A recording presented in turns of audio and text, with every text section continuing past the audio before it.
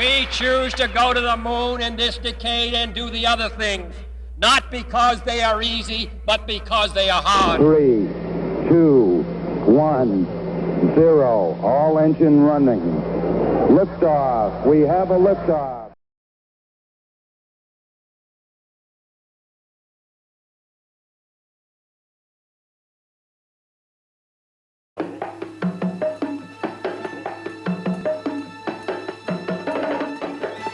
Richard Feynman was one of the most extraordinary scientists of the 20th century.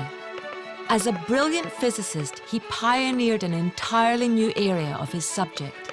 He discovered a new law of nature. Only very few people did that. The most numerically precise physical theory ever invented. Yet he scorned the Nobel Prize he received for this work. I've already got the prize. The prize is the pleasure of finding the thing out, the kick in the discovery. Feynman's brilliance helped shape history. As a young man, he helped to build the atom bomb, ending the Second World War. And yet, throughout his life, Feynman rejected authority and refused to conform, preferring instead to follow his passions, from bongo playing to biology, from poetry to painting, from computing to cracking safes. Feynman's fascination with the world knew no bounds. And in his dying days as a maverick investigator on the Challenger Shuttle disaster, he confronted the Washington establishment to reveal the truth about what went wrong. The stuff that I got out of your seal, and I put it in ice water. Above all, Feynman's infectious enthusiasm for life captivated millions of readers and viewers. Feynman's been a showman pretty much his whole life. Any room he walked into, everyone is looking at him. He was the center of attention. Electrons behave exactly the same in this respect as photons. That is, they're both screwy, but in exactly the same way. Here, in his own words and those of the people who knew him best, this is the story of the most captivating communicator in the history of science. But you gotta stop and think about the complexity, the inconceivable nature of nature.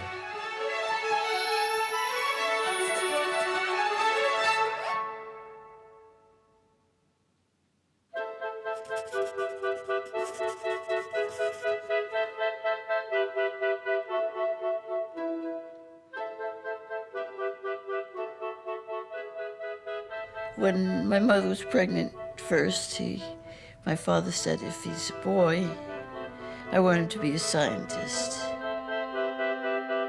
Richard Phillips Feynman was born on the 11th of May, 1918, during the Depression, to working-class parents living in the outskirts of New York. Even when I was a small boy, Papa used to sit me on his lap and read to me from the Encyclopedia Britannica. And we would read, say, about dinosaurs. They would say something like, this thing is 25 feet high, and the head is 6 feet across. And so he'd stop always and say, let's see what that means. That would mean that if he stood in our front yard, he would be high enough to put his head through the window, but not quite, because the head is a little bit too wide. It was very exciting and interesting to think that there was animals of such magnitude, and that they all died out. And at that time, nobody knew why. So that's the way I was educated by my father. By the age of 10, Richard had his own science laboratory at home, where he tinkered with old radios and experimented with physics. He hired me for 4 cents a week as his lab assistant to amaze his friends. You know, a spark gap with voltage against it? And if you put your finger in, you get a shock. It was my job, as part of my 4 cents, to put my finger in the spark gap for his friends' amusement. Their father, Melville Feynman, worked for a company which made uniforms. This exposure to the military led to a strong rejection of authority, a value he instilled in his son. One of the things that my father taught me was a disrespect. You open a picture, New York Times, maybe it was a general, and he'd say, now look at these humans, he'd say. Here's one human standing here, and all these others are bowing. Now, what is the difference? Why are they all bowing to him? Only because of his name and his position, because of his uniform, not because of something he especially did. At the age of 17, Feynman won a maths competition in New York, and it became clear this was a subject in which he was greatly gifted.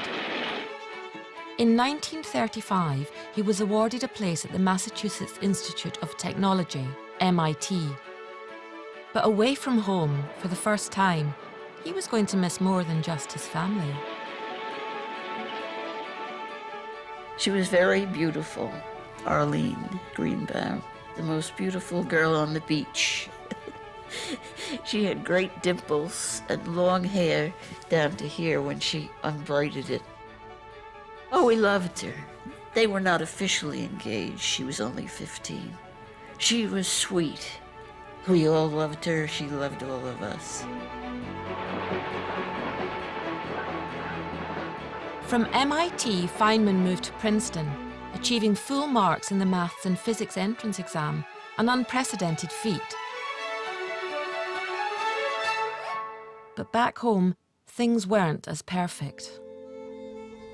The family went away for a spring vacation with Arlene. We went swimming, and my father saw this lump on Arlene's neck and said to her, "What is that?" And she didn't know, but she went to a doctor, and it was the tuberculosis. We were all heartbroken. It was before there was any medicine for it. And although she was sick and dying, he married her because he wanted to take care of her. It was very hard on my mother because she was afraid he would catch tuberculosis. But my mother wasn't given a choice. The couple braced themselves for life in the shadow of TB. But another menace was about to disrupt their time together.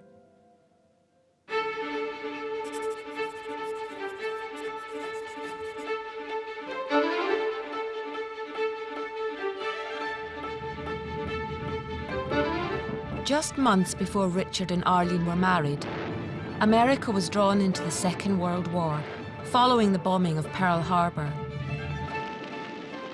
Feynman was asked if he wanted to join a top-secret project based in a government laboratory at Los Alamos in New Mexico. Code-named Manhattan, its objective was to build an atom bomb. The fear was that Germany would invent such a terrifying new weapon first and use it to win the war. There was nothing that I knew that indicated that if we could do it, they couldn't do it, and therefore it was very important to try to cooperate. Germany was the center, the intellectual center of theoretical physics. They knew the power of this, that if Germany got this first, we have to make sure that they don't rule the world. I felt I should do in order to protect civilization, if you want. Feynman became a member of the Manhattan Project at Los Alamos. Here he joined some of the world's finest physicists, pooling their combined brain power to try to create the bomb. Oppenheimer was in charge of the scientific or engineering side, and he was quite a heavyweight. Fermi, Niels Bohr, the big names of extremely high level. Despite being surrounded by extraordinary physicists, the challenge of developing an atom bomb so quickly was an enormous undertaking. One fundamental problem was the sheer volume of calculations required. Without computers, it had to be done manually, slowing progress enormously. That was until Feynman arrived. He found a way to get calculations going in parallel, still manually, still each person doing one operation at a time, but working in parallel and then having the parts of the calculation come back together later so that three problems in 9 months got turned around to 9 big problems done in 3 months. I put on the blackboard a challenge. Can we do it? To the boys. They all start to go, yes, we'll work double shift, we'll work overtime, we'll try it. As a result, we did problems nearly 10 times as fast. He somehow got this team of human computers to work at an inhuman pace and got things to roll. And that was when his scientific seniors, the big shots of science at that time, first became aware of this fellow. Despite being a key member of the most secret government project of the war, Feynman's streak of maverick mischief was never far away. So I used to pick the locks all the time and point out that it was very easy to do. And every time we had a meeting of everybody together, I'd get up and I'd say that we have important secrets and we shouldn't keep them in such things. We need better locks. Between safe-cracking and doing physics calculations, the pace of life at Los Alamos was relentless. But for Feynman, it was a welcome distraction. In a sanatorium nearby, his wife Arlene was confined to her bed, slowly dying of her disease. At that time, dry climates were believed to be good for tuberculosis. So although he was at high altitude, she was at a lower altitude in a hospital. I remember the day she died. She was 25. He was 27. He was brokenhearted.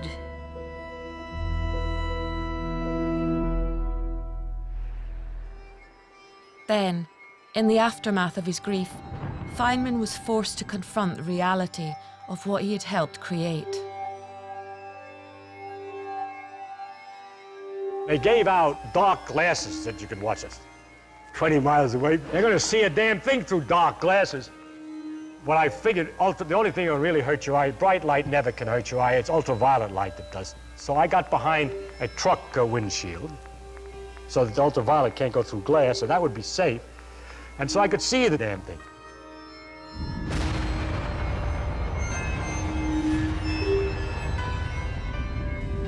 I'm about the only guy in the world who actually looked at the damn thing in the first Trinity test.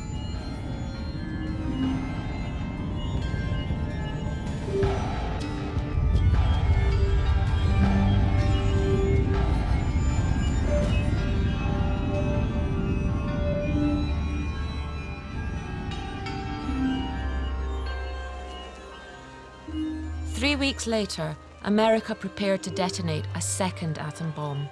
This time, it wasn't a test.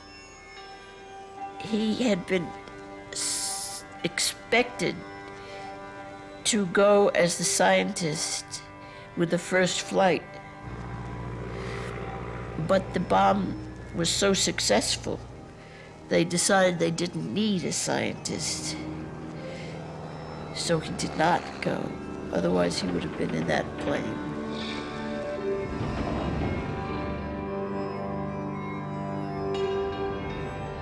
The bomb exploded above the Japanese city of Hiroshima on the 6th of August 1945. It killed more than 80,000 people. 3 days later, a second bomb was detonated at Nagasaki. It was a very considerable elation and excitement. And there was kind of parties and people got drunk, and it would make a tremendously interesting contrast of what was going on in Los Alamos at the same time as what was going on in Hiroshima. Feynman was deeply disturbed by the knowledge he had contributed to the deaths of so many. He had had this great triumph on the technical level at Los Alamos, and then, of course, a terrible letdown afterwards, having run this tremendous race, and then at the end of it concluded that it wasn't, in fact, worthwhile. In the months after this double trauma, first losing his wife, then realizing the destruction he'd helped unleash, Feynman was thrown into darkness. may be from just the bomb itself, and it may be for some other psychological reasons. I had just lost my wife. I was really in a kind of depressive condition.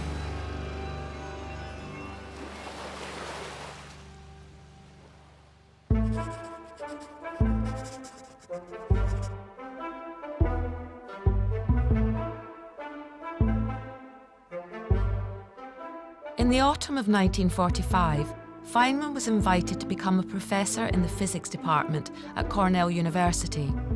But he was still shaken by the events of the summer. They expected me to be wonderful to offer me a job like this, and I wasn't wonderful. I thought to myself, I haven't done anything important. Well, I'm never going to do anything important. But I used to enjoy physics and mathematical things, and because I used to play with it. It was never very important, but I used to do things for the fun of it. So I decided I'm going to do things only for the fun of it. While Feynman was rediscovering the fun in physics, science was in crisis. For many years, new discoveries about how atoms behave had been throwing physics into turmoil. Old assumptions about the world were being proved wrong. This new problematic area of physics was christened quantum mechanics. Quantum mechanics, in a lot of ways, was the most profound psychological shock that physicists have ever had in all of history. Newton was not right. You can know everything there is to know about the world, and yet you cannot predict with perfect accuracy what will happen next. Quantum mechanics had revealed the problems of accurately predicting how atoms and their electromagnetic forces would behave. And because these are the fundamental building blocks of nature, it threw everything else into doubt too. Everything that happens around you, other than gravity, all the immediately experienceable parts of the world are electromagnetism at work. When two atoms get together to form a molecule, that's electromagnetism. So all of chemistry is electromagnetism. And if that means that all of chemistry is electromagnetism, then guess what? All of biology is electromagnetism. Literally everything around us is a manifestation of electromagnetism one way or another. A new field called quantum electrodynamics, or QED, emerged to try and make sense of electromagnetism and subatomic matter. Sometimes QED seemed to work, but other times its predictions were way off.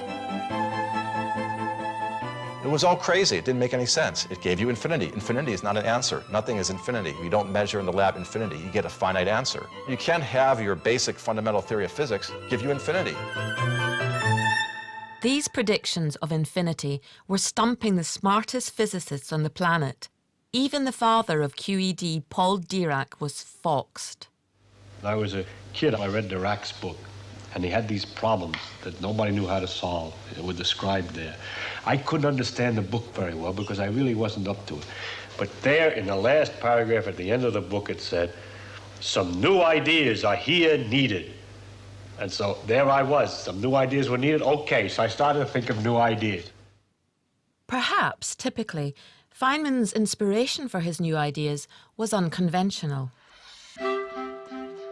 When I was eating lunch, some kid threw up a plate in the cafeteria, which has a blue medallion on the plate, the Cornell sign in the cafeteria. And as he threw up the plate and it came down, it wobbled and the blue thing went around like this. And I wondered what the relation was between the two. See, I was just playing, no importance at all. So I played around with the equations of motion of rotating things. And I kept continuing now to play with it. This rotation led me to a similar problem of the rotation of the spin of an electron, according to Dirac's equation. And that just led me back into quantum electrodynamics. Everything just poured out. It's just like taking a cork out of a bottle.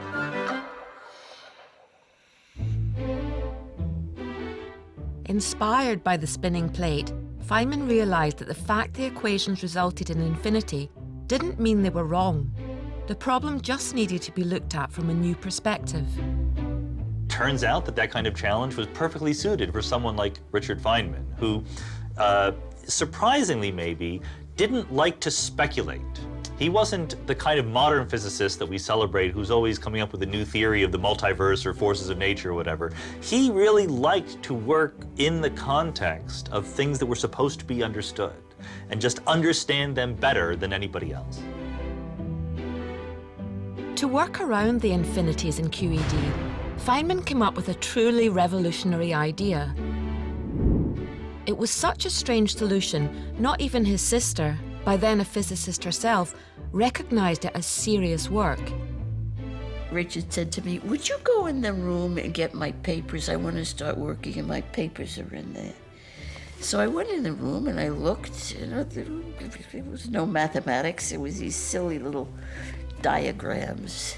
And I came out and said, "Richard, I can't find your papers. It's just these kind of silly diagrams." He says, "That is my work."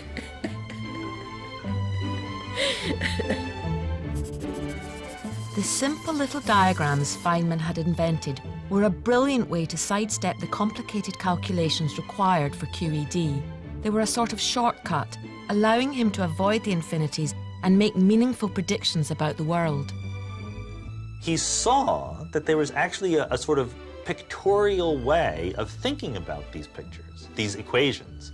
You could associate a little cartoon, a little Feynman diagram, as we now call them, to every one of these terms in the equation. Other people would have to work for months, and he would get it in an afternoon. And eventually that's what got his ideas noticed, because he's getting the right answer, and he's doing it much simply, even though no one understood what he was doing. Turns out to be so useful that now we're applying it to completely different fields that aren't particle physics at all. When we look at the evolution of galaxies and large-scale structure in the universe, we're finding that Feynman diagrams are a helpful way of calculating those quantities as well. Quantum electrodynamics, which is the theory that Feynman put the finishing touches on, is the most numerically precise physical theory ever invented.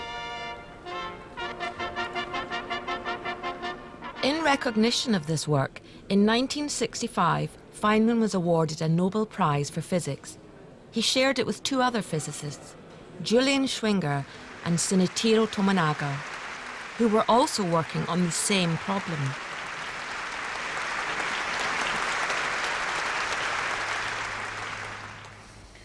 Was it worth a Nobel Prize?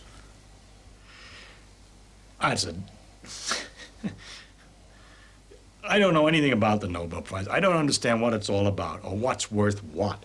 And if the people in the Swedish Academy decide that X, Y, or Z wins the Nobel Prize, then so be it.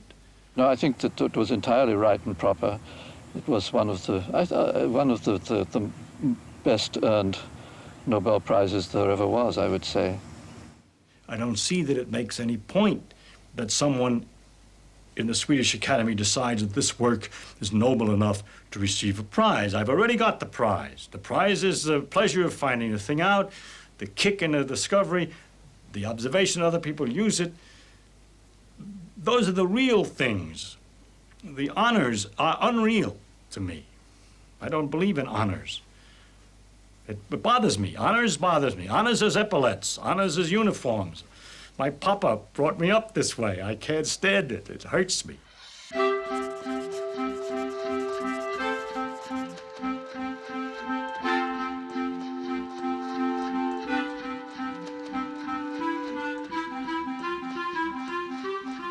In 1959, on a trip to Europe, Feynman met Yorkshire woman Gwyneth Howarth. A year later, they were married. Back in California, now professor of physics at Caltech, Richard and Gwyneth started a family. I got a kick when I was a boy of my father telling me things, so I tried to tell my son things that were interesting about the world. He was an excellent father, always up to explain things or do things, and we would go on walks after dinner, my father and I, and talk about things, and it was, it was wonderful and delightful.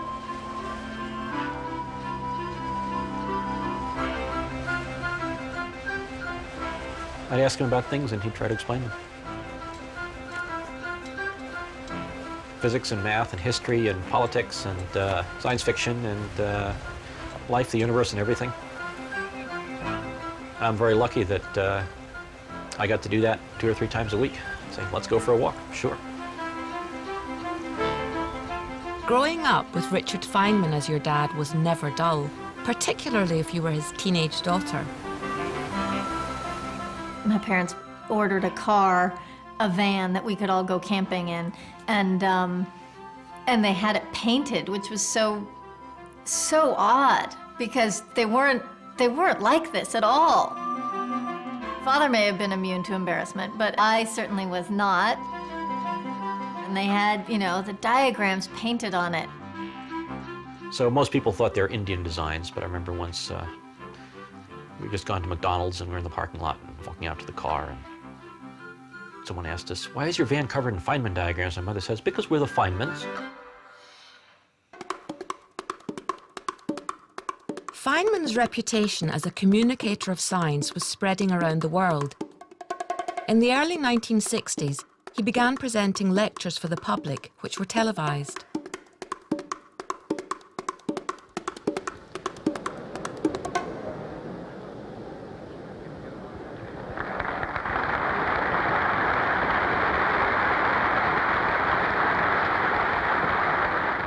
Now I'm going to discuss how we would look for a new law. In general, we look for a new law by the following process. First, we guess it. Then we well, don't laugh, that's really true. Then we compute the consequences of the guess. If it disagrees with experiment, it's wrong. And that simple statement is the key to science. It doesn't make a difference how beautiful your guess is. It doesn't make a difference how smart you are who made the guess or what his name is. If it disagrees with experiment, it's wrong. That's all there is to it. Caltech invited him to rewrite the physics curriculum for undergraduates. His new course, spanning the entire history of physics, became known as the Feynman Lectures. All these lectures had a certain amount of excitement and an element of what you might call solid showbiz demonstration. I'm sure you're all familiar with the joke about the fact that the average family in the United States seems to have 2.5 children. It doesn't mean that there's a half a child in any family whatever. The children come in lumps. He was very visual, he told jokes, he had a unique way of explaining things. Sometimes that was a slight problem because he was so engaging that you would walk out of a lecture thinking, well, that all made complete sense. But of course, 5 minutes later, you couldn't really remember all the connections. You know, you were just swept along by Feynman's personality, by his humor, by his analogies. Graduate students start idolizing him. But certainly by the 60s, he was, and his course here at Caltech was very famous. Outside science, Feynman's interests were also flourishing.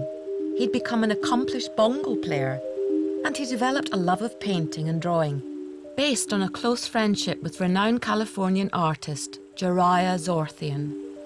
Gerard, he said, you don't know a thing about physics, and I don't know a thing about art, and yet we both admire Leonardo da Vinci. What do you say we become two Leonardo da Vinci's? He said, one Sunday I will give you a day of physics, and the following Sunday you give me a day of art. When he started, he was absolutely an amateur. I mean, you know, just very, very crude. He drew a picture of me when I was young and very fidgety, and he just has, you know, he just has my head, some hair, and then like my hands up here. So clearly I was kind of like, oh, I don't really want to do this. It's pure with his, that he can see the gesture.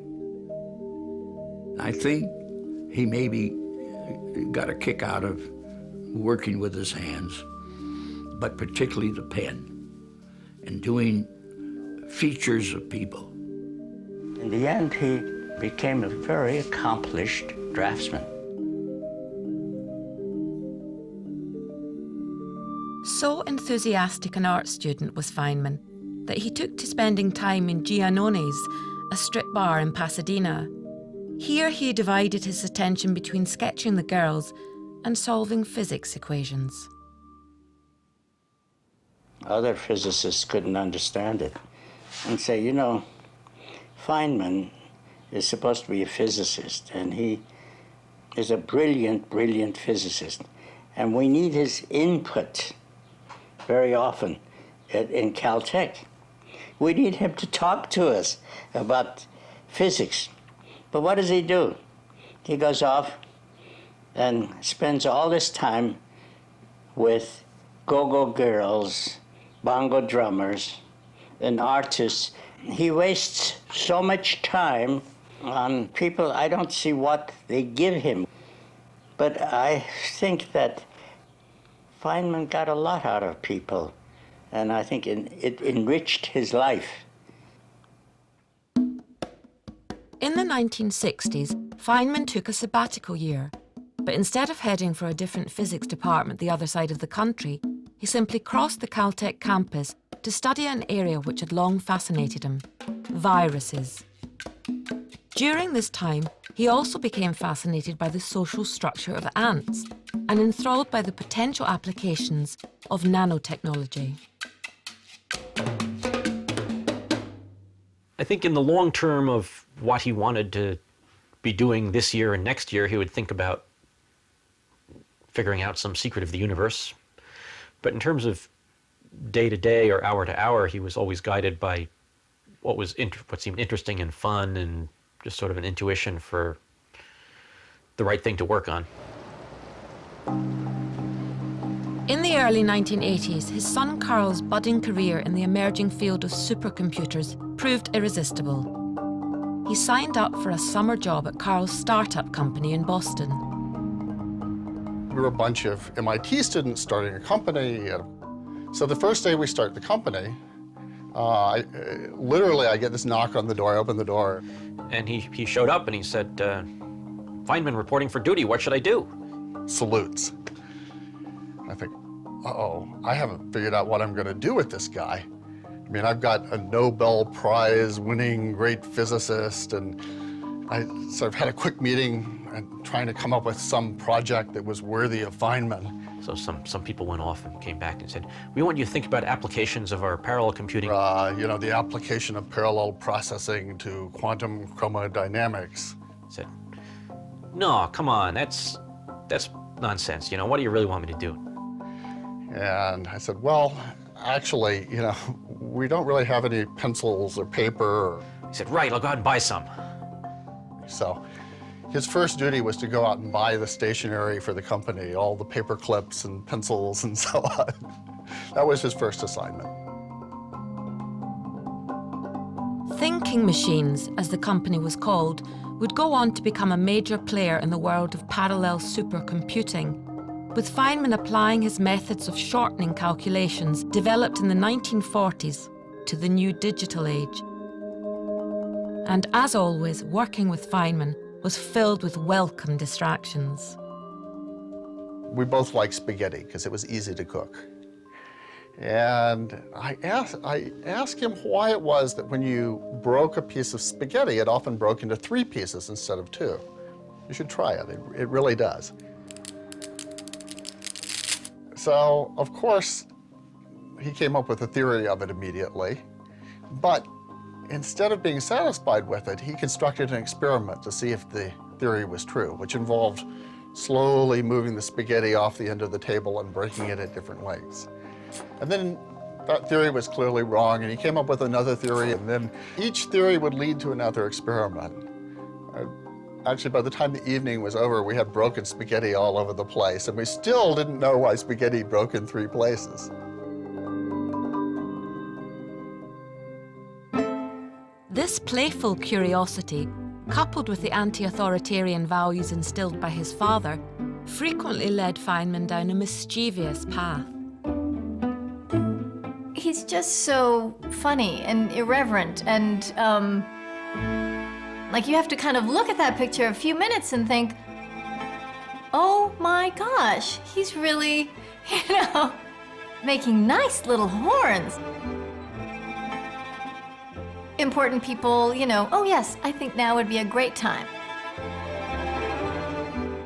He didn't need the external validation of having everybody respecting him all the time, because he respected himself. He knew he was an extraordinary person. And if he came off as kind of a doofus to some guy that he doesn't know, it's okay, because he knows inside that he's a man of substance.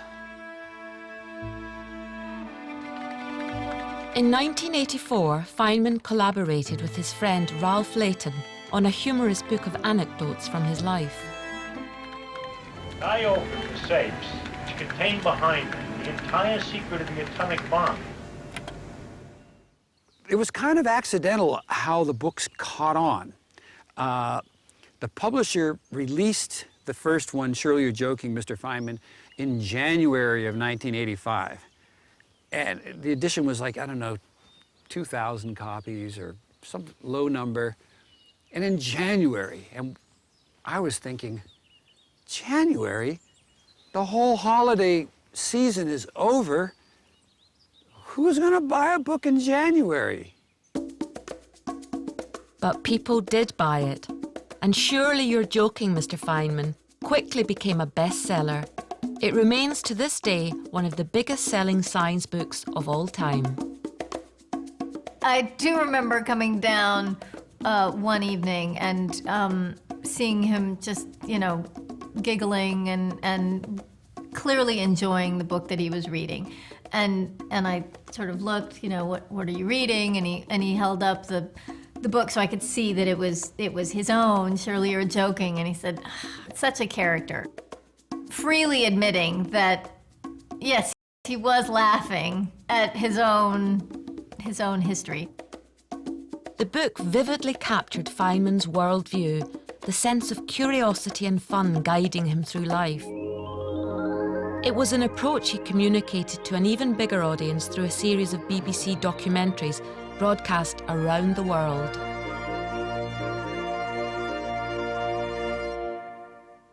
I have a friend who's an artist, and he's sometimes taken a view which I don't agree with very well. He'll hold up a flower and say, look how beautiful it is, and I'll agree. And he says, you see, as I as an artist can see how beautiful this is, but you as a scientist, oh, take this all apart and it becomes a dull thing. And I think that he's kind of nutty. First of all, the beauty that he sees is available to other people and to me too. I believe, although I may not be quite as refined as aesthetically as he is, that I can appreciate the beauty of a flower. At the same time, I see much more about the flower than he sees. I could imagine the cells in there, the complicated actions inside, which also have a beauty. I mean, it's not just beauty at this dimension of 1 centimeter, there's also beauty at a smaller dimensions. The inner structure, also the processes, the fact that the colors and the flower evolved in order to attract insects to pollinate it is interesting. It means that insects can see the color. It adds a question. Does this aesthetic sense also exist in the lower forms? Why is it aesthetic? All kinds of interesting questions which the science knowledge only adds to the excitement, the mystery, and the awe of a flower. It only adds. I don't understand how it subtracts.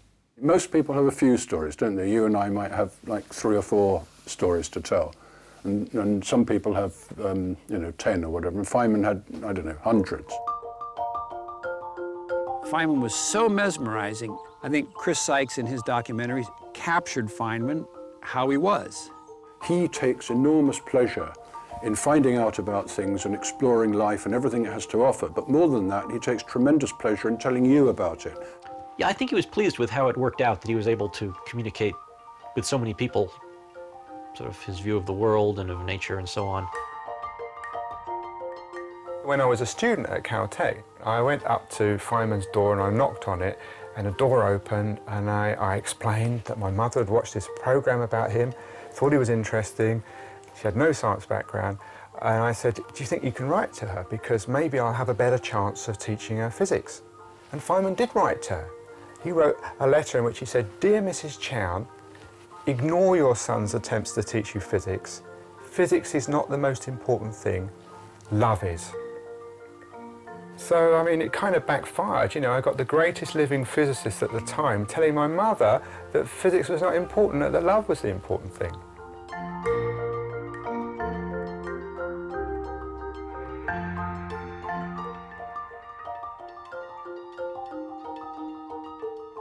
Through his films and books, Feynman had touched the lives of millions. Yet, there was something all this success and recognition couldn't alter. I did a lot of running. And Feynman thought, gee, that's a healthy thing to do, so he started running too. And when you start running regularly, you lose weight. And Feynman suddenly noticed that one side kind of bulged out. They discovered a big mass in his abdomen, and he came home and reported that it's the size of a football. It's consumed one whole kidney. So, well, I went to the medical library and I looked things up, and I figured it's about a 30% chance it'll kill me. So, you know, not the kind of thing you want to hear from your father, but exactly the kind of thing he would say. And he sort of quit working at that point because, you know, surgery and chemotherapy and so on, it's a full-time job. One day, his secretary, Helen Tuck, called me up to tell me that Dick had cancer and he was going into the hospital for an operation the following Friday. And it was a very dangerous operation, and it was not assured that he would survive it. I promised not to tell anyone, and he didn't know that I knew. And I told him somebody had found an apparent error in a calculation that we had done and published together. And so on Monday morning, we met in my office, and he sat down and started working. And he was consumed by it. All of his energy, all of his attention was devoted to solving this problem. And we worked on it all day long. And finally, at 6 o'clock in the evening, we decided that the problem was intractable. It couldn't be solved. We couldn't figure out what the answer was, and we gave up. And we went home. 2 hours later, he called me at home, at my home, to say that he had solved the problem. He hadn't been able to give it up. He hadn't been able to stop working on it. And finally, he had found the solution, and he dictated the solution to me over the phone. He told me what it was, and he was exhilarated. He was absolutely walking on air. Feynman would recover from this first operation for cancer, but the disease would never completely go away, and he would always be living under its shadow.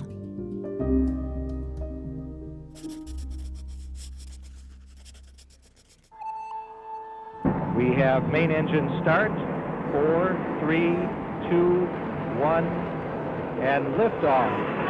Liftoff of the 25th Space Shuttle mission, and it has cleared the tower.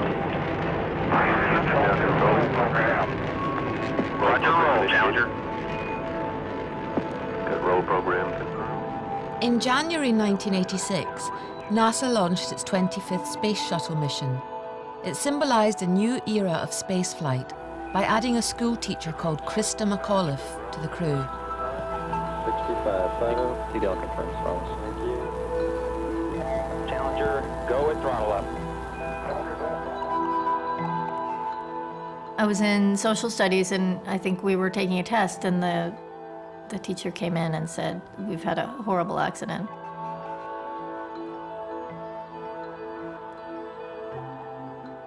Flight controllers here looking very carefully at the situation. We have no downlink. And then coming home, and my parents had already seen it, and which was unusual because they didn't really watch TV. Watch your data carefully. Take hard copies of all your displays. Make sure you protect any data source you have. The loss of their space shuttle and its crew of 7, live on TV, shocked America. The country was thrown into mourning. Our nation's loss is first a profound personal loss to the family, and the friends and the loved ones of our shuttle astronauts. But there was one question everyone wanted an answer to. What had gone wrong? A presidential commission was hastily put together to find out, but it was comprised largely of space industry insiders with close ties to NASA. Someone independent with unimpeachable scientific credentials was needed. I have a policy practically of never going near Washington. And I called up various friends of mine who were connected to the space program one way or the other, and tried to ask them if they didn't see whether I should go or somebody else could do it just as well. His friends would, Dick, you gotta go, you know, because you're the only guy who can cut through the bullshit. He asked me what I thought he should do, and so I just asked him, well, do you think it's an important problem? He said, yes, he did. I said, do you think you can make a difference? And he said, after a while, I said, well, yeah, probably can. I didn't say another word. And after a few minutes hesitation, he said, to hell with you, Hibbs, and hung up. Feynman broke his policy, and within days of the accident, he had joined the inquiry in Washington. The investigation was led by William Rogers, an ex-Secretary of State and the ultimate Washington insider. His formal, bureaucratic approach was the polar opposite of the freewheeling maverick professor. Mr. Rogers, he knew nothing about it. I had been on accident boards before, and I took the opportunity. I said, hey, I just did one of these investigations. Would you like to see it? And I think reluctantly, Rogers said, yeah, okay, you can show it to us, but we're not going to do it that way. And so I went through this very logical step-by-step process of how you investigate a space accident. And Rogers said, no, we don't have the technical capability to do that. And that's when Feynman butted in. He said, no, I like that. I think that's a smart way to go. For Feynman and the chairman, it was the beginning of a poor relationship. But for the professor and the Air Force general, it was the start of a close friendship. And he just was the smartest guy in the world. And he had a reputation for integrity. You know, he's the most honest guy in the world. He didn't accept something unless he really could prove it. The two men began touring the US, visiting NASA sites where the shuttle was made, questioning the engineers and managers. In the process of speaking to the engineers, you realized, wow, some of them won't talk to me right now because the managers are in the room, you know? It wasn't simply a technical puzzle. There was a human puzzle going on, too. Writing home to Michelle and Gwyneth, Feynman expressed his frustration and excitement at his hunt for the truth. Dearest Gwyneth and Michelle, this is the first time I have had time to write to you. I already smell certain rats that I will not forget because I just love the smell of rats, for it is the spur of exciting adventure. But there was a problem. NASA managers didn't want to reveal the full extent of their knowledge. The result was a smokescreen. NASA wanted to control everything that they gave to the commission and actually withheld things. They didn't lie, but they certainly didn't go around blabbing the truth either. What Feynman didn't know was that General Katina had a secret source inside NASA. Sally Ride was America's first woman in space and another commission member. She privately told the general that NASA had long had doubts about how the rubber O-rings, the seals in the shuttle's solid rocket boosters, worked in the cold. And the temperature on the morning of the launch had been below freezing. The general needed to get this information to Feynman without compromising his source. The chance came after supper one evening at Kutina's house. The general restored classic cars. I took him out in the garage to show him the car, and Feynman really isn't interested in cars. So we walked around the car, and I showed him the interior, and I showed him where the engine was. And Feynman looked at my workbench, and he sees a couple carburetors out there. And he says, Katina, what are those carburetors? And I said, oh, they're from the Opal, and I keep one put together, and then one I take apart and clean. And then the thought came to me, I needed to get the idea of cold and O-rings and leakage across. I said, you know, Professor, these doggone carburetors have O-rings and they leak when they're cold. Feynman had his answer. And he also had an inspired idea about how to convey it to the world's press.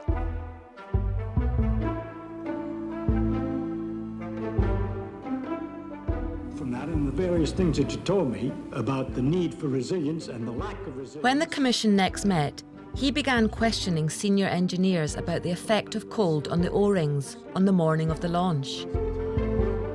Their replies were evasive, denying that temperature could have had an effect. Before the event, from information that was available and understanding that was available, was it fully appreciated everywhere that this seal would become unsatisfactory at some temperature, and was there some sort of a suggestion of a temperature at which the SRB, I guess you call it, Yes, sir. shouldn't be run? It was the judgment that under the conditions that we would see on launch day, given the configuration that we were in, that the seal would function at that temperature. That was the final judgment. It was Feynman's chance. He decided to use the power of a classic science demonstration. During the hearings, they had that actual O-ring joint, and we're passing it up the road. It goes to Feynman. I'm sitting to his left, and I hand it to him, and he puts it down. And then he goes into his pocket and pulls out the pliers and the hose clamp and a screwdriver and takes the joint apart, pulls out the piece of rubber O-ring, puts the clamp on it, and then I know what he's going to do. But he sees the ice water, and he swears it was just kind of an accident. He got this idea, wait a minute, I know how I can get data on how rubber is when it's cold. He clamped a piece of rubber and put it in a beaker full of ice water. Well, I took the stuff that I got out of your seal and I put it in ice water. And I discovered that when you put some pressure on it for a while and then undo it, it maintains, it doesn't stretch back, it stays the same dimension. In other words, for a few seconds at least, and more seconds than that, there's no resilience in this particular material when it's at a temperature of 32 degrees. I believe that has some significance for our problem.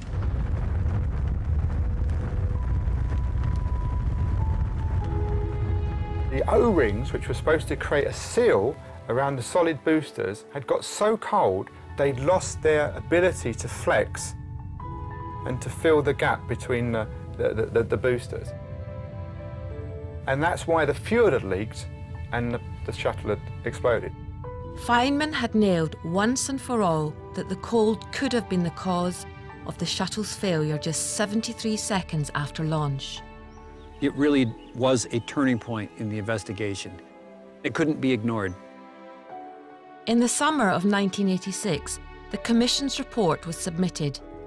In its appendix, Feynman added a stark reminder about the limits of science.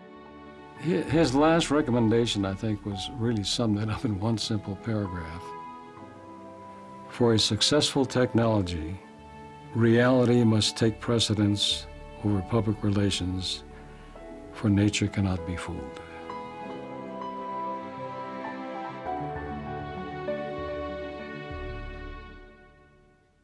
I remember it was very hard on him. He was just exhausted. He came over, he says, came over to tell you that my cancer's come back again. Doesn't look too good. So I don't know what we talked about. And I don't know how I got off on the subject. I said, I've been thinking about an invariant in turbulent flow. He said, what do you mean? I explained a little bit what it was all about. An invariant, yeah. I said, well, under these such and such conditions. He said, let's see. So I had a notebook there. He took the notebook and he wrote it all down, step by step. I think it took 13 steps to get to that. He says, yes, that's true. It is an invariant. Then he says, you got me thinking about physics again. I can go home now. Feynman went into hospital for the last time in February 1988. His kidneys were failing, and he decided he didn't want to go through with dialysis to prolong his suffering. And I still sort of thought, no, this isn't the way it is. But he was able to handle a lot of physical difficulties as long as his mind was sharp. When a person is dying, their hands move a little.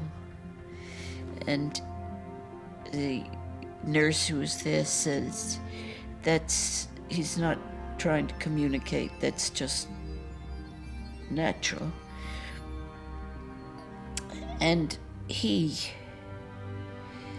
raised his hands like this, and he went like this, which, if you know it, is the symbol that a magician gives when he's gonna do a trick, okay? And he went. He was communicating, again, of his observations of the world. The doctors were wrong. He could hear. He could move if he tried hard enough. And he could hear and understand what was being said. And those were his last words. Richard Feynman died on the 15th of February 1988 in hospital in Los Angeles at the age of just 69. When I took my last walk with Richard Feynman, he was telling me a bunch of funny stories, but I realized the message behind the stories was that he was about to die of cancer, and I got very sad. And he noticed it, and he asked me what's wrong. And I said, I'm sad because I'm realizing that you're about to die. And he said, yeah, that bugs me sometimes too. But not as much as you think, he said, because you realize that at some point in your life, you've told a lot of stories, and those stories are going to stay around even after you're gone. Today, over 25 years since his death, Feynman's prophecy has more truth than he could ever have imagined. Through an invention that hadn't been created when he died, his stories do live on. Because through their reimagining on the World Wide Web, a new generation is discovering the delights of time with Feynman.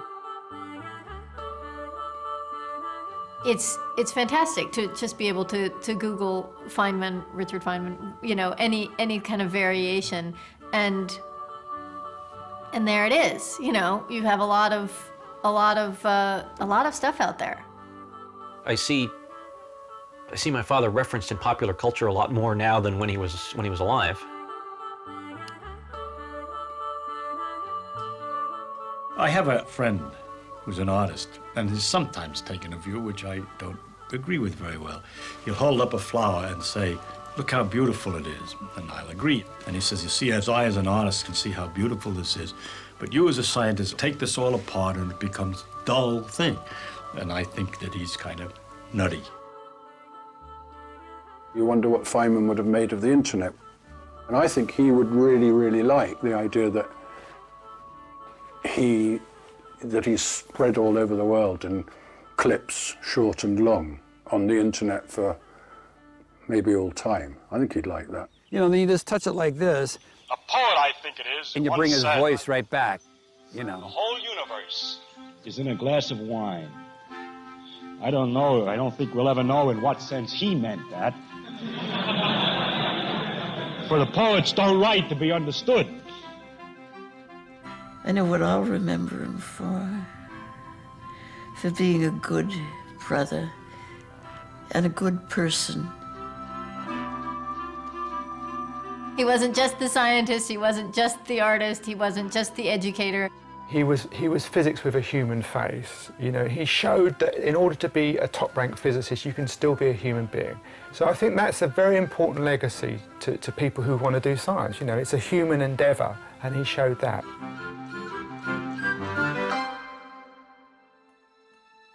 Has Richard Feynman inspired you to follow your own path in life? Join the Open University to explore your options and find out more about how he revolutionised the face of physics. Go to bbc.co.uk/Feynman and follow the links to the Open University.